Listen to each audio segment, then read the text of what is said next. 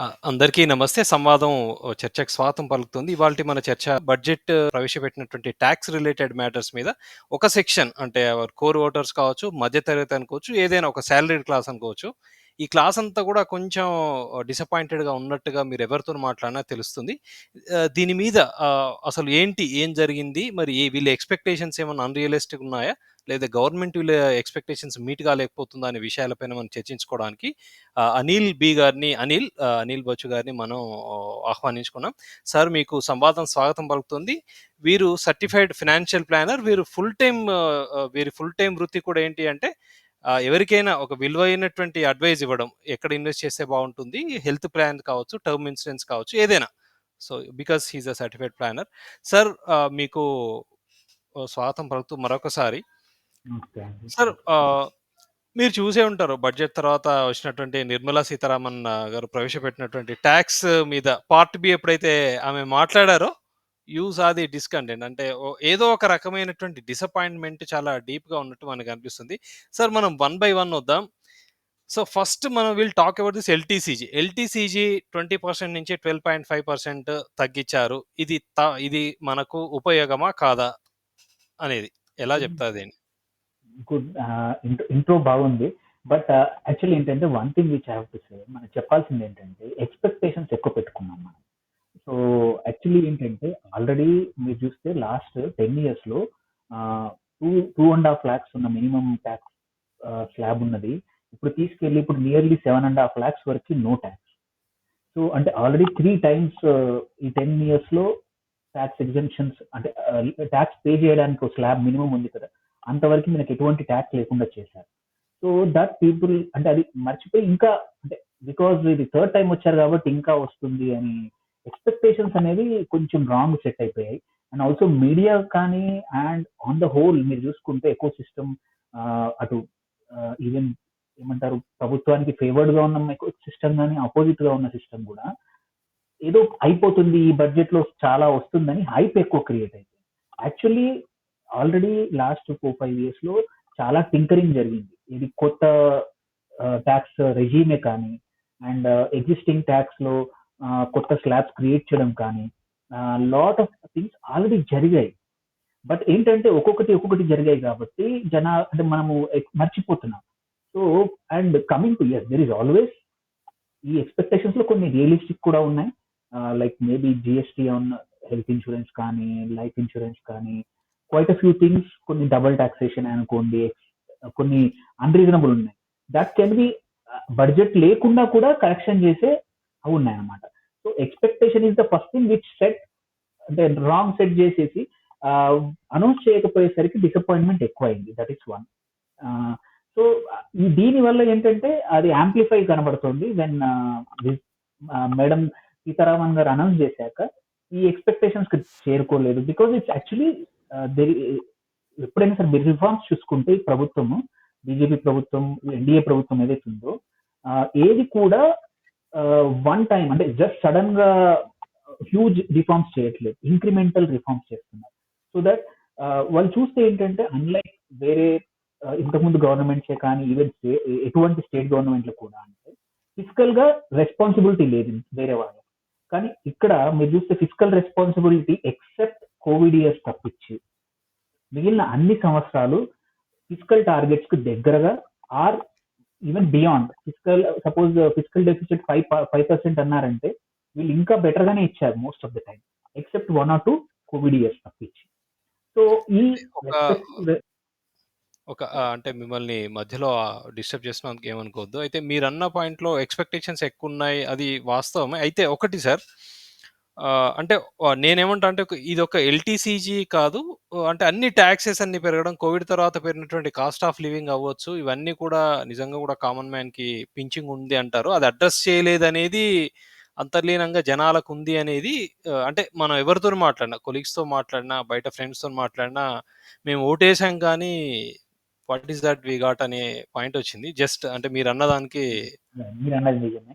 Actually ఏంటంటే ఇంకొక వైపు నుంచి ఏం జరుగుతుందంటే దిస్ ఈజ్ వన్ ఎక్స్పెక్టేషన్. నేను సెకండ్ ఏంటంటే అదర్ సైడ్ మీకు ఒక అంటే మాకు ఓటేస్తే ఇది ఇస్తాము అని ఆల్రెడీ ఒక 10-12 years 15 years నుంచి స్టేట్స్ లో మొదలు పెట్టేశారు. అదే దీన్ని ఇప్పుడు ఎలక్షన్ టైంలో సెంట్రల్ గవర్నమెంట్ ఎలక్షన్ లో కూడా ఈసారి లాస్ట్ టైం చిన్నగా మొదలు పెట్టారు.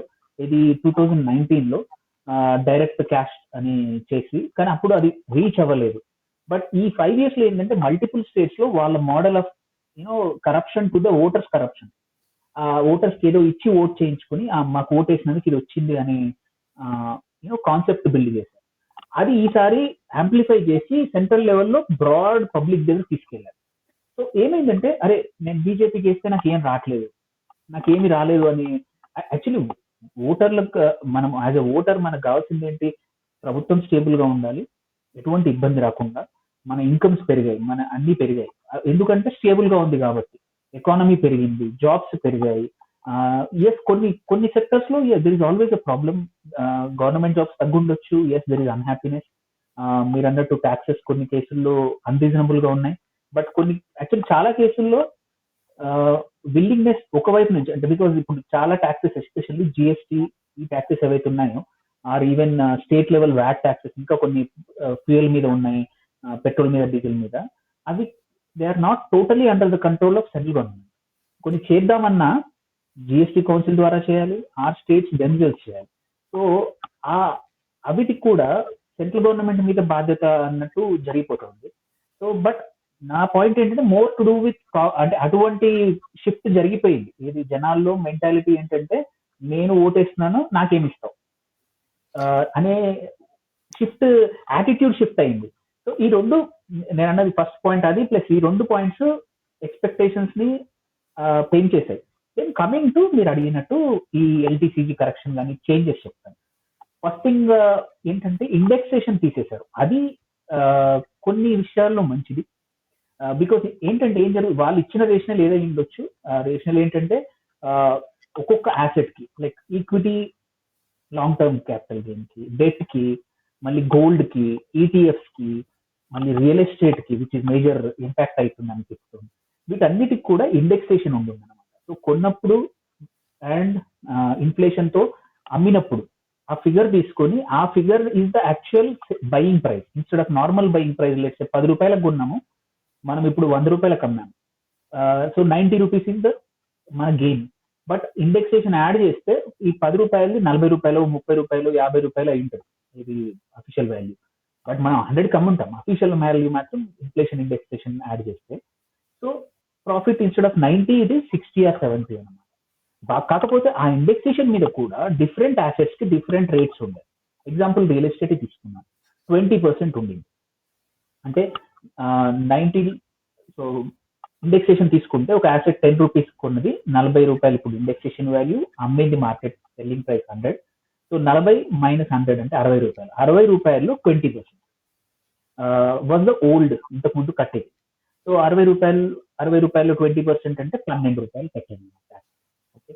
సో వేరే ఇప్పుడు సేమ్ సిచ్యువేషన్ లో ఏంటంటే 90 రూపాయలకి 12.5%.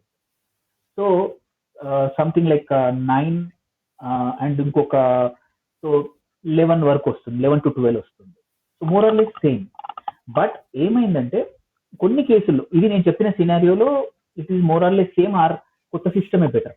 బట్ కొన్ని కేసుల్లో ఏమవుతుందంటే పాత సిస్టమ్ బెటర్ ఉంది. సో ఈ గొడవ, అండ్ ఇంకొకటి మళ్ళీ ఒక్కొక్క యాసెట్ కి long term capital gain different rate లో క్యాల్కులేట్ అవుతుంది. అలా కాకుండా రేషనలైజ్ చేసేస్తాం మొత్తం.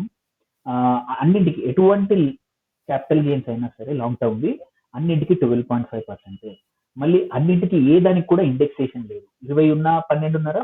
ఒక డిసడ్వాంటేజ్ ఏం జరిగిందంటే, ఈక్విటీ ఎవరైతే ఇన్వెస్ట్ చేస్తున్నారో స్టాక్స్ లో కానీ ఆర్ మ్యూచువల్ ఫండ్స్ లో కానీ, ఎటువంటి ఈక్విటీ అయినా సరే, currently it is at 10% indexation, sorry మన LTC long term capital gain. But దాన్ని ఇప్పుడు 12.5% చేశారు.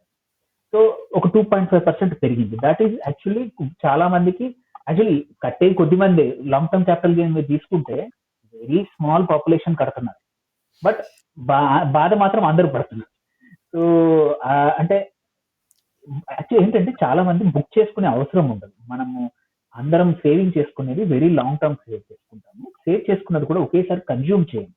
మోస్ట్ ఆఫ్ ద టైం మన అవసరాలకు తగ్గట్టు ఒక 5 లక్షలు, 3 లక్షలు, 10 లక్షలు తీస్తాం. 10 లక్షలు తీసినప్పుడు మీ లాంగ్ టర్మ్ క్యాపిటల్ గెయిన్ తక్కువ ఉంటుంది. ఎందుకంటే అందులో అస్సలు ఉంటుంది, పెరిగిన అమౌంట్ కూడా ఉంటుంది.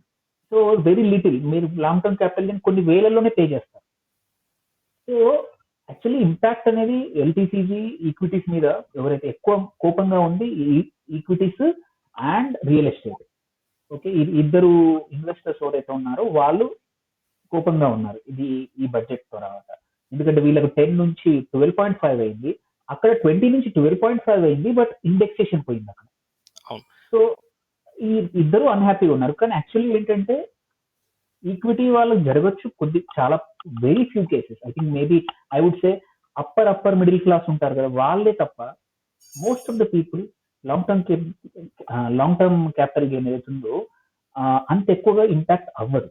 రీజన్ ఏంటంటే ఆల్రెడీ ఇందులో 1.25 lakhs per annum without any tax మనం విత్డ్రా చేయొచ్చు, ఇది బుక్ చేసుకోవచ్చు ఎల్టీసీజీ. లెట్స్ ఎగ్జాంపుల్ ఇవాళ ఒక 2 lakhs ఒక 10 lakhs మనం ఇవాళ ఇన్వెస్ట్ చేసాం. ఇన్వెస్ట్ చేస్తే 5 years తర్వాత 10 lakhs 25 lakhs అయ్యాయి. ఓకే, 25 lakhs అవుతే అజంప్షన్ ఏంటంటే మొత్తం 25 విత్డ్రా చేసుకున్నాం. 25 విత్డ్రా చేసుకుంటే 15 లక్షలు మన ప్రాఫిట్. 10 లక్షలు పెట్టాము, క్యాపిటల్ గెయిన్ 15 లక్షలు వచ్చింది. ఆ 15 లక్షల్లో ఫస్ట్ 1.25 lakhs ఇప్పుడు కొత్త రెజ్యూమ్ ప్రకారం ట్యాక్స్ ఎగ్జంప్టెడ్. సో అంటే 13,75,000 into 12.5% is the long term capital gain. ఇంతకు ముందుకి ఇప్పటికి తేడా ఏంటంటే ఆ 15 లక్షలలో 14 లక్షలు క్యాపిటల్ గెయిన్ ఉండేది, 1 lakh ఇంతకు ముందు ఎక్స్టెన్షన్ ఉండేది, ఇప్పుడు 25,000 పెంచారు. ఆ కొంచెం 25,000 అడిషనల్ గా యాడ్ చేశారు. సో ఈ 2.5 కూడా పెంచిన ఈ 25,000 చేసినందువల్ల వెరీ లిటిల్ పీపుల్ ఆల్రెడీ కట్టేదే ఎల్టీసీజీ కొద్ది మంది. ఈ 25,000 పెంచినందువల్ల అంటే 1,00,000 నుంచి 1,25,000 పెంచినందుకు చాలా మందికి బెనిఫిట్ అవుతుంది. కానీ అంటే ఈ 12.5 more or less set off అవుతుంది చాలా మంది. ఈ 2.5 ఎక్స్ట్రా చేసింది ఈ 25,000 బెనిఫిట్ వల్ల more or less set off అవుతుంది.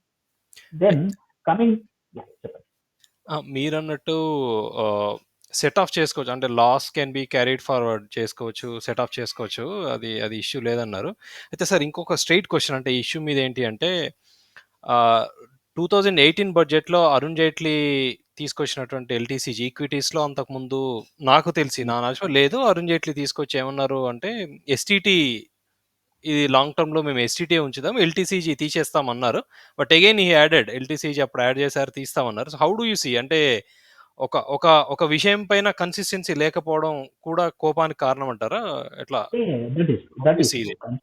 కన్సిస్టెన్సీ లేదు కొన్ని విషయాల్లో పక్క.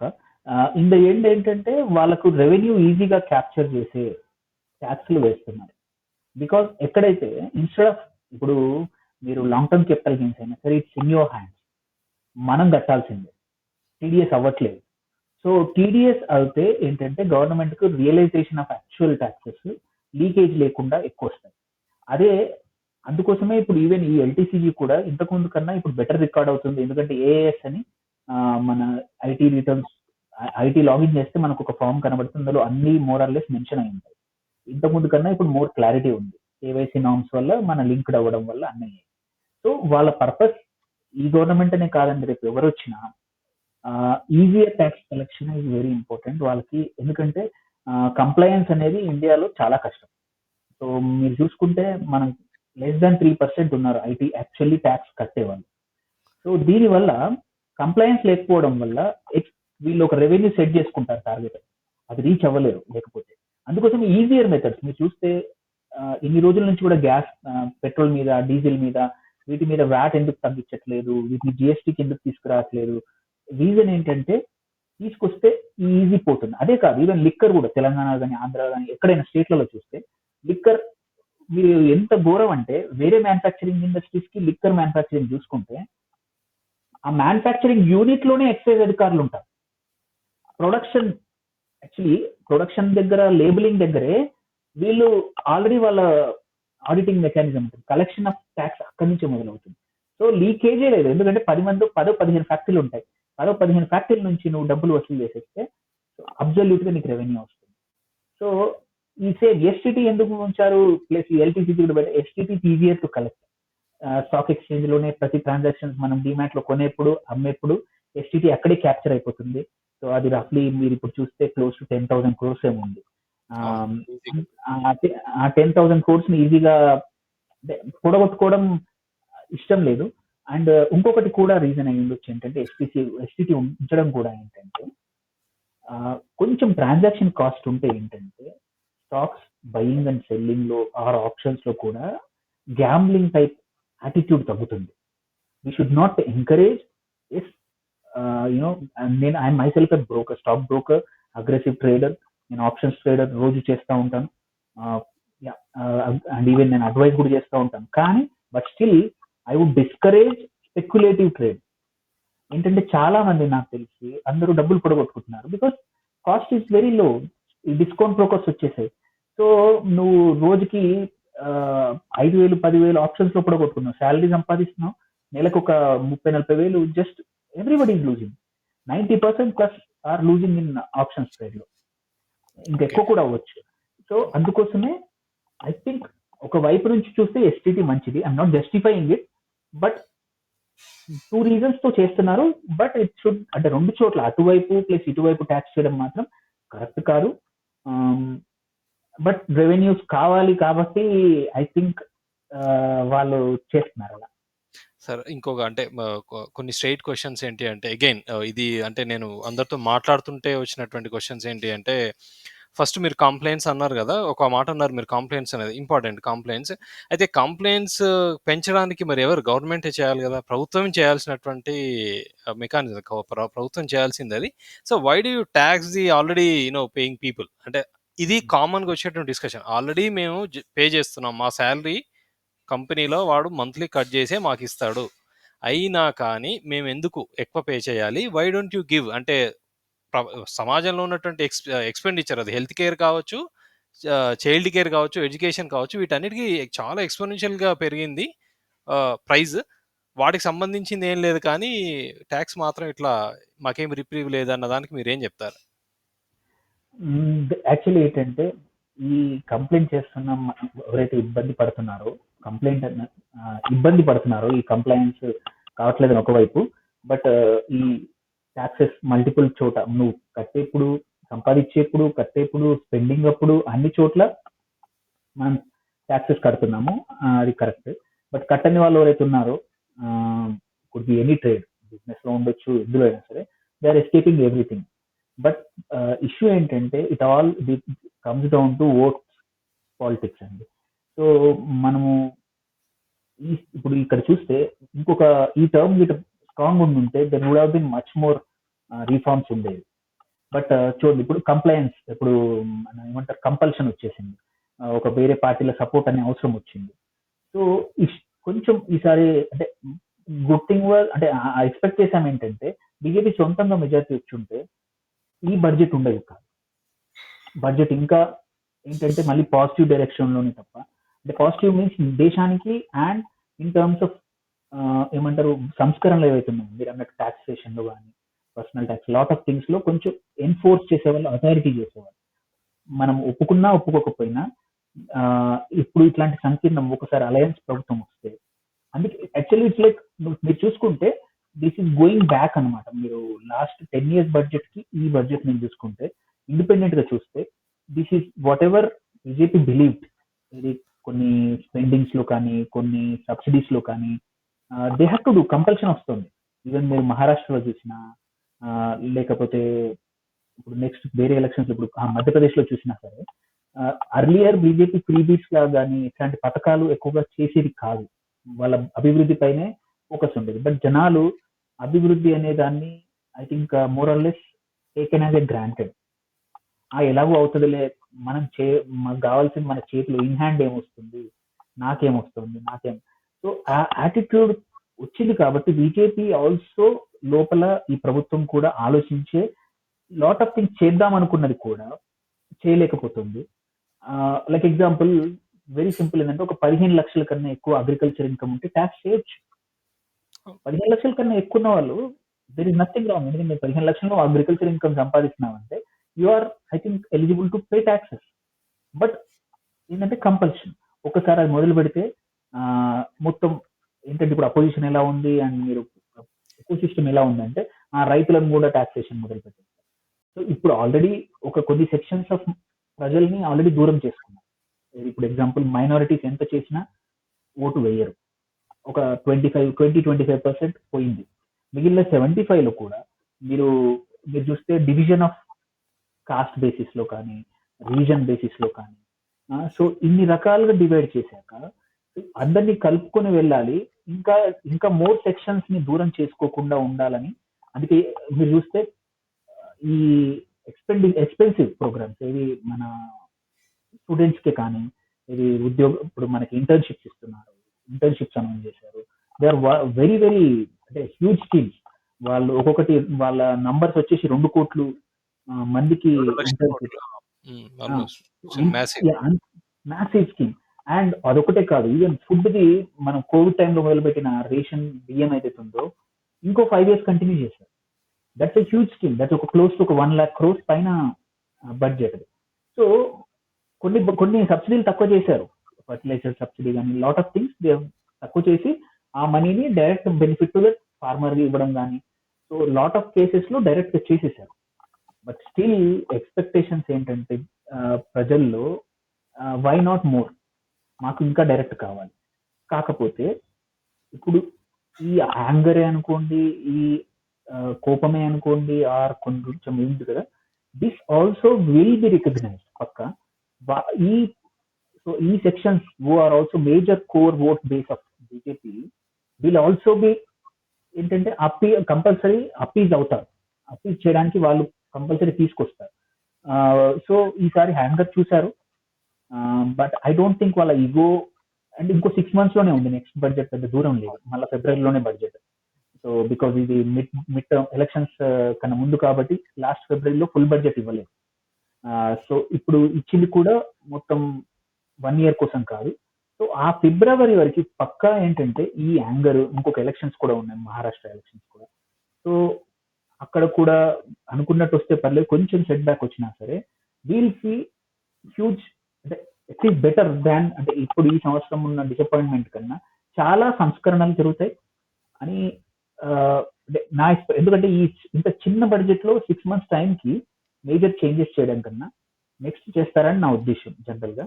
బట్ కంపల్షన్స్ అయితే ఉన్నాయి, చేతులు కట్టేశారు. ఇప్పుడు యాక్చువల్లీ ఏంటంటే ఏమైనా చేద్దాం చేయలేకుండా ఇన్ని రోజులు వింగ్స్ ఇచ్చి ఈసారి ఎగిరే సిచ్యువేషన్ తీసుకొచ్చినప్పుడు మెజారిటీ తక్కువ చేసి 240 seats ఇచ్చేసి కొంచెం చేతులు కట్టేసేసి ఇప్పుడు పరిగెత్తమంటున్నాం. సో యాక్చువల్లీ ఇంత చేశాక ఇప్పుడు పరిగెట్టమంటే ఇట్స్ వెరీ డిఫికల్ట్, బికాజ్ 2 పార్టీలు ఉన్నాయి. వాళ్ళు మీరు చూస్తున్నారు మొన్న ఈవెన్ ఇది మన చిన్నది కదా, ఇంపార్టెంట్ మీటింగ్ అయిన day before yesterday's few days back అయిన మీటింగ్ కి నితీష్ కుమార్ వెళ్ళనే వెళ్ళ. సో అంటే దేర్ ఇస్ సో మెనీ, దాన్ని కూడా చాలా మంది సీరియస్ గా రీడ్ చేస్తున్నారు. Maybe is angry. అంటే అలయన్స్ లో ఎట్లా అవుతుంది అంటే చిన్నగా తుమ్మినా సరే ఆయన సపోజ్ చెప్తున్నప్పుడు అటు తిరిగినా గానీ ఇట్ బికమింగ్ బిగ్ థింగ్ అనమాట. So alliance. సో సార్ అయితే మీరన్న అయితే మనకు కొన్ని 2-3 క్వశ్చన్స్ అగైన్ ఏంటి అంటే అసలు ఇష్యూ ఏంటి అంటే మీరు రెవెన్యూ సెక్రటరీ అనుకుంటా, మీరు కామెంట్ చూసినట్టుంటే క్యాపిటల్ గెయిన్స్ అనేది scope for more taxation. So వరి జనాలది ఏంటి అంటే 12.5తో వీళ్ళు ఆగరు, ఇది 20-30 అవుతుంది అన్న ఇది ఉంది. So how do you see, అంటే ఈ గవర్నమెంటే ట్యాక్స్ వేయడానికి ఉందా అనే నానుడు ఉంది, అంటే ఉంది. You agree with me or మనం అగ్రీ అయినా కాకుండా ఉంది. So how do you see whole this taxation system sir? నేను ఎందుకు మిమ్మల్ని అడుగుతున్నా అంటే కంప్లైంట్స్ చేస్తున్న వాళ్ళనే ట్యాక్స్ ఎక్కువ వేయడం అనేది రైటా అనేది, అంటే అక్కడ అంటే నువ్వు కంప్లైంట్స్ పెంచాలి కానీ ఆల్రెడీ పేస్తున్న ఆనెస్ట్ ట్యాక్స్ పేయర్కి వచ్చేది ఏంటి అనేది, అది రైట్ రాంగ్ పక్కన పెడితే ఖచ్చితంగా మీరు పోయి ఎవరిని కదిలిచ్చినా this is the only word అన్నట్టు. యాక్చువల్లీ ఏంటంటే మీరు అనేది కరెక్టే. I'm not totally support of this.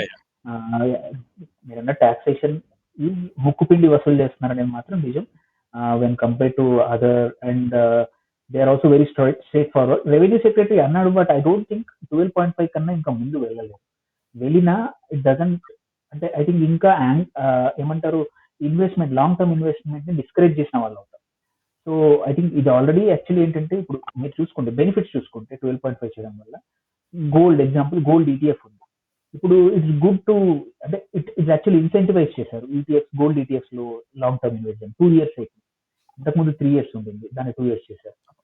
Quiet a few assets లో it is now beneficial. Beneficial అనమాట. సో ఆల్రెడీ దీనివల్ల లాంగ్ టర్మ్ సేవింగ్స్ పెరుగుతాయి. Long term savings are always good for the economy and also government. But I think ఈ government ఏంటంటే నాకు తెలిసి direct taxation మీద ఇంకా ఎక్కువ ఫోకస్ కన్నా కూడా ఏదైతే ఇండైరెక్ట్ టాక్సేషన్ త్రూ జిఎస్టీ ఉంది కదా, అది చాలా స్టేబుల్ గా పెరుగుతుంది. As long as that is coming normal గా వస్తుంది అంటే I don't think they have more reasons. And economy పెరుగుతా ఉంది కాబట్టి ఆల్రెడీ వాళ్ళు అనుకున్న రెవెన్యూస్ అనేది ప్రాపర్ గా కలెక్ట్ అవుతున్నాయి. అండ్ మీరు జిఎస్టీ చూసుకుంటే year on year every year last year let's July తీసుకొని ఈ ఇయర్ జూలై తీసుకుంటే అట్లీస్ట్ 10 to 12% పెరుగుతుంది. సో అక్కడ ఇండైరెక్ట్ రెవెన్యూస్ అక్కడ బాగానే వస్తున్నాయి. అక్కడ మీరు చూస్తే యాక్చువల్లీ కంప్లైన్స్ పెంచడానికి they are doing so much. అవును. డైరెక్ట్ టాక్సేషన్ కన్నా ఇండైరెక్ట్ టాక్సేషన్ లో జిఎస్టీ దగ్గర every state level everything you అంటే మీరు ఇంతకు ముందు కొన్ని మార్కెట్స్ జీరో మార్కెట్స్ ఉండేవి. ఏ ట్రేడర్ కూడా ఒక బుక్స్ అనేది మెయింటైన్ చేసేవాడు. ఇప్పుడు మీరు చూస్తే ఎస్ ఐ కెనాట్ సే 100% అయితే అవ్వట్లేదు, but still there is a change. So because leakage అయ్యే అవకాశాలు ఉండే ప్రతి చోట ఫార్మలైజ్ చేసేసారు most of it. So either you pay చేసి నువ్వు క్లెయిమ్ చేసుకోవడం, ఆర్ కంపోజిట్ మెథడ్ లో నువ్వు ఒక డిక్లేర్ చేసి 1% జిఎస్టీ కట్టడం, అదైతే క్లియర్ గా చేశారు. So I don't think future లో ఇంకా టింకరింగ్ ఎక్కువ చేయకపోవచ్చు ట్యాక్సెస్. డైరెక్ట్ టాక్సేషన్ మీద కంప్లైంట్స్ అంతా అక్కడ ఫోకస్ పెడతారు. ఇక్కడ ఆల్రెడీ ఇంక్రిమెంటల్ గా మేజర్ చేంజ్ ఏం జరిగింది, మేజర్ రిఫార్మ్ మీరు చూసుకుంటే మన అన్ని transactions through bank, through mutual funds, through demat, through any other transactions విషయంలో అన్ని ఒక ఇన్ఫర్మేషన్ ఆల్రెడీ ఐటీ డిపార్ట్మెంట్ దగ్గర కలెక్షన్ వచ్చేస్తా ఉంది. నువ్వు కార్ కొనాలన్నా పాన్ నెంబర్ ఇవ్వాలి, క్యాష్ పెట్టి కొనలేము మనం, మోర్ దాన్ 2 lakhs కన్నా తీసుకోడు. సో బ్యాంక్ లో నీకు 10 లక్షల కన్నా ఎక్కువ క్యాష్ డిపాజిట్ లేనే లేదు. So very few transactions only real estate. దాన్ని ఏం చేశారు, 20% నుంచి ఇండెక్సేషన్ తీసేసి 12.5. దీంతో అడ్వాంటేజ్ ఏంటంటే చాలా మంది ఓకే నేను అనవసరంగా కొని చేసే కన్నా I will hold it for long. Second ఇంకొకటి ఏంటంటే ఇప్పుడు 2 years వరకు మనం ఏది కొన్నా ఇంకొక రియల్ ఎస్టేట్ యాసెట్ కొనడానికి అవకాశం ఇచ్చారు. సో నువ్వు అంటే ట్యాక్స్ పే చేయాల్సిన అవసరం లేదు. ఎగ్జాంపుల్ రియల్ ఎస్టేట్ లో ఇండెక్సేషన్ తీసేసినా కానీ ఎల్టీసీజీ ఏదైతే ఉందో అప్లికబుల్ ఎప్పుడు నువ్వు ఇంకో ప్రాపర్టీ కొనకుంటే. బట్ ఇప్పుడు 2 years ఇచ్చారు. సో ఆ 2 years టైంలో నువ్వు ఏ ప్రాపర్టీ కొనుక్కున్నా చాలా అనమాట. మళ్ళీ ఇంకొక ప్రాపర్టీ కొనేస్తే నువ్వు you don't need to pay any tax. So encouragement of long term savings అనేది ఐ థింక్ ఆ సైడ్ వెళ్తోంది అని నా ఉద్దేశం అనమాట. లాంగ్ టర్మ్ సేవింగ్స్ ఉన్నాయంటే యాజ్ ఎకానమీ బెటర్. మీకు ఈ లాంగ్ టర్మ్ సేవింగ్స్ ఐడియల్ గా మనం ఏదో ఒక క్యాపిటల్ మార్కెట్ లో పెడతాం, ఐదర్ డెట్ లో పెడతాం ఆర్ ఈక్విటీ, ఏదో రకమైన ఈక్విటీలో పెడతాం. సో క్యాపిటల్ మార్కెట్స్ స్టేబుల్ అవుతాయి. ఓకే సార్, మనం 2-3 చిన్న క్వశ్చన్స్ 2-3 ఏంటి అంటే, ఒకటి హెల్త్ ఇన్సూరెన్స్ మీద సర్వీస్ ట్యాక్స్ 1% తోని స్టార్ట్ అయిన సర్వీస్ ట్యాక్స్ ఈనాడు 18% ఉంది ఇది జిఎస్టీకి వచ్చిన తర్వాత. అసలు హెల్త్ ఇన్సూరెన్స్ కానీ టర్మ్ ఇన్సూరెన్స్ కానీ ఇట్స్ బేసిక్ థింగ్స్ కదా, దీన్ని మీరు ఎలా చూస్తారు? అంటే దీన్ని కల్ప్రిట్ అని నేను ఒక్క సెంట్రల్ గవర్నమెంట్ అని నేను అందరిని అంట, స్టేట్ గవర్నమెంట్స్ అంతా కూడా, ఎందుకంటే they are part of the GST council. So వాళ్ళు ఒక్కసారి కూడా దాని మీద చర్చించాలని ఎందుకు అనుకోలేదు? అంటే హౌ ఇట్ ఇంపాక్ట్స్ అంటే మీరు రోజు క్లయింట్స్ ని డీల్ చేస్తారు కదా, 18% ఇచ్చేసి ఎవ్రీబడి ఈస్ అన్హ్యాపీ. ఆ విషయంలో I think basic health and life ఇట్లాంటివి పాలసీలు ఏవైతే ఉన్నాయో, ఫౌండేషన్స్ ఆఫ్ పర్సనల్ ఫైనాన్స్ ప్రతి ఒక్కరికి ఉండాల్సినవి ప్రాబ్లీ 5% దగ్గర పెట్టుంటే సరిపోతుంది. అంతే తప్ప బికాజ్ ఎనీహౌ ప్రతి ఒక్కరు కట్టాలి.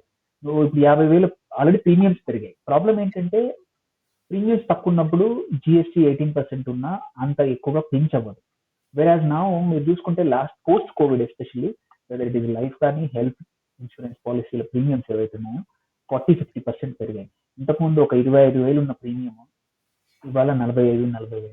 సో 25,000 దగ్గర నీకు 18% వాజ్ ఏమంటారు, నీకు దగ్గర దగ్గర 3,600 అట్లా అయ్యేది. సో వెరాజ్ ఇప్పుడు హ్యూజ్ అమౌంట్. సో అందుకోసమే అది ఎవరికి వెళ్తుంది, ప్రభుత్వానికి వెళ్తుంది అంతే. So which is I think రెండు వెదర్ ఇది స్టేట్ గవర్నమెంట్సే కానీ సెంట్రల్ గవర్నమెంట్ కూడా ఇట్లాంటి బేసిక్ వాటికి లైక్ హౌ మనం కొన్ని మెడిసిన్స్ కి కొన్ని బేసిక్ ఫుడ్ ఐటమ్స్ ఏవైతే ఉన్నాయో రైస్ కానీ ఇట్లాంటి వాటి మీద కొన్నిటి మీద మనం లిమిట్స్ ఉన్నాయి, జిఎస్టీ కానీ అమౌంట్ ఎంత ఉంది ఫుడ్ ప్రొడక్ట్స్ మీద. ఐ థింక్ ఈ రెండు వాటి మీద కూడా చేస్తే it is good, because these two are consumed by everybody, and పెద్దవాళ్ళు, సీనియర్ సిటిజన్, రిటైర్డ్, అందరూ అన్ని రకాల వ్యక్తులు వస్తుంది కాబట్టి రాదర్ కావాలంటే instead of this like 1 lakh కన్నా తక్కువ ఉంటే 5%, 50,000 కన్నా ఏ ప్రీమియం తక్కువ ఉన్నా 5% అని పెట్టి, 50 కన్నా ఎక్కువ ఉంటే 10 or 12 చేసి 12 మాక్సిమం చేస్తే స్టిల్ రేషనలైజ్ చేసి మొత్తానికి మొత్తం రెవెన్యూ లూజ్ అవ్వకుండా ఎనీథింగ్ అబౌట్ 1 lakh ఉందనుకో 12% దగ్గర ఆపేస్తే so it still make sense అనమాట. బట్ ఐ షూర్లీ నేనే కాదు, most of everybody who actually deals with ఎవరైతే మన యాక్చువల్ పేయర్స్ తో డీల్ చేస్తున్నారో వాళ్ళ బాధలు ఏంటో తెలుస్తాయి మనకి. పీపుల్ ఆర్ నాట్ అంటే ఆల్రెడీ ప్రీమియం 50,000 60,000 కడుతున్నాం, మోస్ట్ ఆఫ్ ఇట్ అవసరం ఉంటే తప్ప మనం రిటర్న్ వచ్చేది కాదు. వేరాజ్ ఇప్పుడు మనము షాప్కి వెళ్ళి ఏదైనా కొంటున్నామంటే ఆ వస్తువుని మనం కన్జ్యూమ్ చేస్తున్నాం ఇమీడియట్ గా. సో కొంచెం ట్యాక్స్ పడ్డా మనం పించ్ చేయం, లైక్ రెస్టారెంట్కి వెళ్తాము 5% జిఎస్టీ కడతాము, ఫుడ్ తినేసాము హ్యాపీగా ఉన్నాం కాబట్టి more or less ignore it.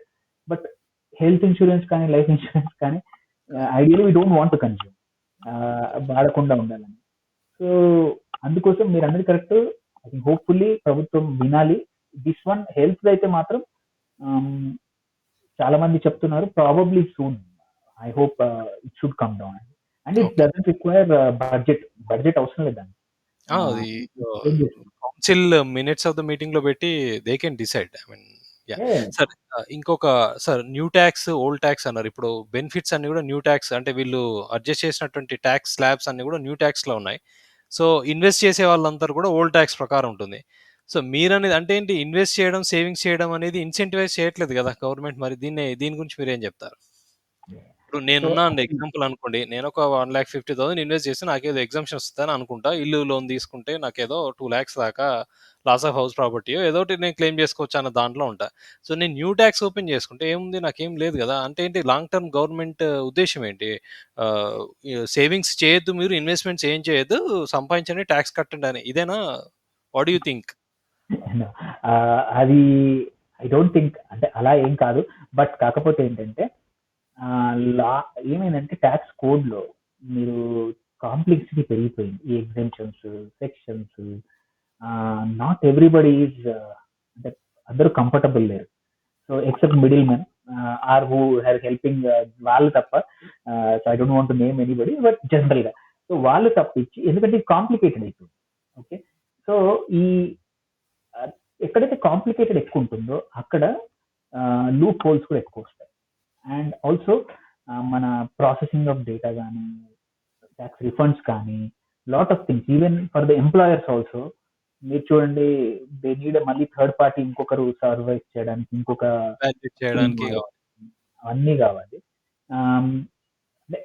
అది ఓన్లీ ఇంకో సైడ్ నుంచి మాట్లాడుతున్నాం. బట్ యా, ప్రభుత్వం ఏంటంటే simple tax code most of the countries ఇట్లే ఉన్నాయి, వెరీ సింపుల్. ఎగ్జెంప్షన్ రెజిమ్ నుంచి ఈ రెజిమ్కి వచ్చేసాయి. So still I won't be surprise few years తర్వాత ఓల్డ్ రెజిమ్ తీసేస్తామని చెప్పినా I will not be surprise. So ఎందుకంటే అప్పుడుకి ఇవన్నీ ఎందుకు పెట్టారు, అప్పుడు ఏంటంటే రియల్ ఎస్టేట్ మార్కెట్ కానీ, హౌసింగ్ మార్కెట్ కానీ ఫార్మలైజేషన్ లేకుండా వాటిని ఇంప్రూవ్ చేయడానికి 2 lakhs కానీ అందరికి అవకాశం ఇచ్చారు.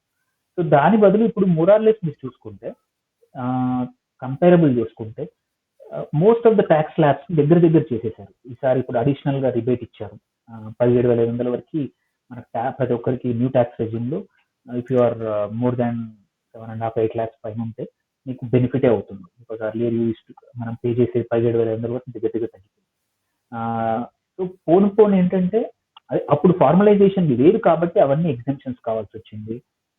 మళ్ళీ నీకు అప్పుడు ఇంకోటి 1.5 lakh ఇస్ నథింగ్. ఈ రోజు ఒక నువ్వు చిన్న మన పిల్లల స్కూల్ ఫీజు కూడా చేస్తే గీస్తే అది ఇట్ షుడ్ బికమ్ ఏమంటారు 3 లక్షలు 3.5 లక్షలు చేయాలి. దెన్ ఇట్ ఈజ్ ఇన్సెంటివైజింగ్, మనుషులకు కూడా చేయొచ్చు. But otherwise yes, I totally agree that ఏమంటారు ఈవెన్చువల్లీ మోస్ట్ ప్రాబ్లీ ఆ ఓల్డ్ రెజిమ్ తీసేసినా I will not be surprise. Surprise కాదు. బట్ ఈ న్యూ రెజిమ్ లో మాత్రం కొన్ని థింగ్స్ యాడ్ చేయొచ్చు. ప్రాబ్లీ కొన్ని మేక్ సెన్స్ లైక్ ఏంటి, పెద్దవాళ్ళది హెల్త్ ఇన్సూరెన్స్ కానీ కొన్ని థింగ్స్ యాడ్ చేసి ఈ హోమ్ లోన్ది ఇవన్నీ తీసేయచ్చు. అప్పటికి ఇప్పటికి ఏంటంటే ఆమ్, ఇప్పుడు ఓన్లీ లోన్ కోసం కొనేవాళ్ళు అంటే ట్యాక్స్ కోసం కొనేవాళ్ళు కూడా తగ్గిపోయారు. బికాజ్ ఏంటంటే ప్రాపర్టీ ప్రైజెస్ పెరిగిపోయాయి.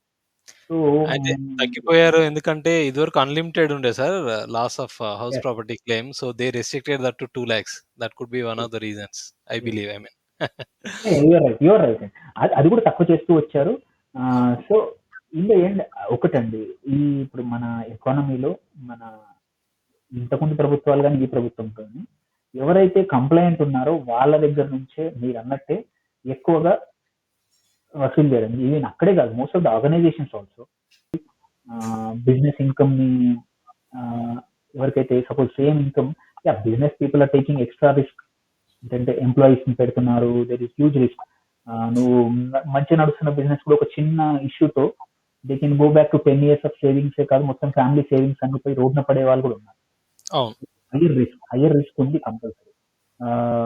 బిజినెస్ లో సంపాదన ఎంత ఉంటే లైక్ మనము ఏదైనా రిస్క్ తీసుకున్నప్పుడు పెండ్యులం అంటాం, ఎంత పైకి లాగితే అటువైపు రిటర్న్స్ కూడా అంతే ఉంటాయి. బిజినెస్ లో కూడా అంతే, నువ్వు కష్టపడితే రావచ్చు, కానీ ఒక చిన్న చేంజెస్ వల్ల, ఒక రెగ్యులేటరీ చేంజ్, ఒక చిన్న ఇష్యూ వల్ల, అందుకే రిస్క్ ఎక్కువ ఉంది కాబట్టి వాళ్ళకి ప్రాబబ్లీ కొంచెం బెనిఫిట్ ఇంకో రకంగా ఈ టాక్సేషన్ ని ఎంప్లాయీస్ ఒకటి, బిజినెస్ వాళ్ళకు ఇంకొకటి. ఏం should be to increase the complaint, ఏం షుడ్ బి టు ఇంక్రీజ్ ఏమంటారు revenues from this income tax out, direct taxes. అలాంటిది ఒకటి చేస్తే మంచిది. బట్ ఐ డోంట్ థింక్, ఎందుకంటే అది ఇట్ టేక్స్ మచ్ మోర్, అంటే విల్ పవర్ కావాలి అండ్ సపోర్ట్ కావాలి గవర్నమెంట్. ఇంకొంచెం ఫీడ్బ్యాక్ మెకానిజం సరిగ్గా లేదు. మీరు అన్నట్టు ఇప్పుడు జనాల్లో యాంగ్రీ ఉంది. I think feedback mechanism collapse అయినట్టుగా అనిపిస్తుంది సార్. అంటే మామూలుగా you see the anger. I mean right or wrong is debatable. మీరు అంటే ఈపీఎఫ్ఓ లిమిట్ దాటితే టాక్స్ అన్నారు. హౌ కాంప్లికేటెడ్ సిస్టమ్ మీరు చూడండి. బ్యాంక్ ఇంట్రెస్ట్ మీద ఎలా ఇంపాక్ట్ అవుతుందంటే మనం కడతాం ట్యాక్స్, బట్ మీరు చూసి ఒక సీనియర్ సిటిజన్‌తోని, అంటే సీనియర్ సిటిజన్‌కి ఎగ్జామ్స్ ఉన్నా కొంతతో మాట్లాడితే మీరు చెప్తారు వాళ్ళు. బ్యాంక్‌లో పెడితే ఇంట్రెస్ట్ మీద ట్యాక్స్. అది డైరెక్ట్ ఆటో ఫిల్ అవుతుంది మీకు చూస్తే. If it is ₹10 also they will capture. I mean అంటే అదే అన్న, ఏది చేసినా ట్యాక్స్ అనేది మాత్రం పడిపోయిందండి. ఐ మీన్ మీరు ఫీడ్‌బ్యాక్ అన్నారని చెప్తున్నాను నేను ఇది. దట్స్ మీరు అన్నది నిజం, మీరు అన్నది నిజం. ఏది చేసిన ట్యాక్స్ అండ్ ఇంకొకటి కంప్లైంట్ తప్పించుకోవడానికి అవకాశం లేకుండా చేశారు. సో ఇది సాలరీడ్ వాళ్ళకి, ఫార్మలైజ్డ్ ఎకానమీ వాళ్ళకి చేశారు. దీన్ని ఏంటంటే హోప్ఫుల్లీ ఏంటంటే ఈ యాంగర్ తగ్గాలంటే అటువైపు కూడా బిజినెస్ ఇన్కమ్ కానీ వేరే ఇన్కమ్ ఏదైతే అనార్గనైజ్ సెక్టర్ లో ఉన్న ఇన్కమ్ ని కూడా ఇట్లాగే క్యాప్చర్ చేస్తే ఏంటంటే ఎవరికైతే అంటే పక్కోడికి దెబ్బ తగిలితే నీకు హ్యాపీగా ఉండదు, బట్ అట్లీస్ట్ ట్రీట్మెంట్ ఈక్వల్ గా ఉంటుందని కొంచెం జరగచ్చు. ఇంకొకటి ఏంటంటే అట్లా జరగడం వల్ల ఏంటంటే ఓవరాల్ రెవెన్యూ బేస్ పెరగడం వల్ల ఇంపాక్ట్ అనేది అందరికి తక్కువ చేసే అవకాశాలు ఉంటుంది. మీరు రేషనలైజ్ చేయొచ్చు ట్యాక్సెస్. మీరు చెప్పిన మీరు చెప్పిన పాయింట్ చాలా బాగా నచ్చింది సార్. అంటే ఏంటంటే బిహేవియరల్ చేంజ్, అది గవర్నమెంట్ దగ్గర కావచ్చు, ఫైనాన్షియల్ బిహేవియర్ చేంజ్ అనేది గవర్నమెంట్స్ దగ్గర మనం చూస్తున్నాం. ఫ్రీబీస్ వైపు వెళ్తూ అన్ని గవర్నమెంట్స్, అలానే also see at the individual level కూడా మీరు చూస్తున్నారు. చాలా క్వశ్చన్స్ ఉన్నాయి యాక్చువల్గా, కాకపోతే మళ్ళీ మరొకసారి మనం మీట్ అయ్యి నేను చాలా స్ట్రైట్ క్వశ్చన్స్ అడిగాను. అంటే వాట్ ఎవర్, అంటే మన చుట్టూ ఉన్నటువంటి ప్రజలు ఫీల్ అవుతున్న క్వశ్చన్స్ మిమ్మల్ని అడిగాను. ఖచ్చితంగా మళ్ళొకసారి మనం మీట్ అయ్యి విల్ డిస్కస్, అంటే కోర్ ఏంటి అంటే అనేది మనం మాట్లాడుకుందాం. మీరు any message you want give it to the audience or governments కానీ anything you want give? 2 things అండి. మెసేజ్ అని కాదు కానీ ఫ్యూ థింగ్స్ ఏంటంటే కంపల్షన్ చేతులు కట్టేసింది ప్రభుత్వానికి. సో ఒకవైపు నుంచి చేద్దామన్నా కానీ కొన్ని ఎక్స్పెక్టేషన్స్ ఉన్నాయి. ఆ ఎక్స్పెక్టేషన్స్ ని దే విల్ నాట్, ఒకటి ఫిజికల్ రెస్పాన్సిబిలిటీ, డెవలప్మెంట్ ఫోకస్డ్ అనేది అటువైపు నుంచి మారదు. దాట్ విల్ బి కంటిన్యూ, అది తప్పదు. And at the same time welfare కూడా తేవాలి, బికాస్ ఆఫ్ సంకీర్ణ ప్రభుత్వం అనుకోండి, ప్రెషర్ ఫ్రమ్ అపోజిషన్ నుంచి కానీ వాటి వల్ల అది కూడా చేయాలి. సో అది బ్యాలెన్స్ చేస్తూ ఇటువైపు నుంచి జరుగుతా ఉంది. బట్ ఫీడ్‌బ్యాక్ మెకానిజం గాని, అధికారులు గాని ఆహ్, కొంచెం ఇంకా కొంచెం వినాలి. వింటే ప్రభుత్వానికి ఏంటంటే ఆహ్, వింటే ఏంటంటే కొంచెం యాంగర్ ఎక్కడుందో కొన్ని చోట్ల ఖర్చు లేకుండా కూడా జనాల్ని ప్లీజ్ చేయొచ్చు. With a good message. తక్కువ చిన్న చేంజెస్ వల్ల. ఈ 12.5 బదులు సేమ్ 10 ఉంచేసుంటే probably people would have been happy. అంటే ఈ డిస్కషనే ఉండకపోయేది. ఆ ఈక్విటీది అట్లే ఉంచి ఇండెక్సేషన్ ఒకటి ఈ సంవత్సరం తీసేస్తే దీన్ని 10% చేసుంటే ఒక కొంచెం రెవెన్యూ తగ్గేదేమో. దాన్ని ఇంకో రూపంలో ఎక్కడో కలెక్ట్ చేసుకొని ఉంటే బాగుండేది. I think there is this anger is going on. I'm sure ఇప్పుడు కన్నా నెక్స్ట్ ఇయర్ వరకు కంపల్సరీ యాటిట్యూడ్ చేంజ్ అవుతుంది. Feedback is they are building new systems now. Right sir. Thank you so much for your message and also that behavioural change aspect మీరు చాలా బాగా మాట్లాడారు. థ్యాంక్ యూ. మళ్ళొకసారి మనం ఇంపార్టెంట్ టాపిక్ మీద కలిసి మాట్లాడే ప్రయత్నం చేద్దాం. థ్యాంక్ నమస్తే. యూ అండి. అవకాశం ఇచ్చినందుకు thank you. Pleasure sir. My pleasure. Thank you.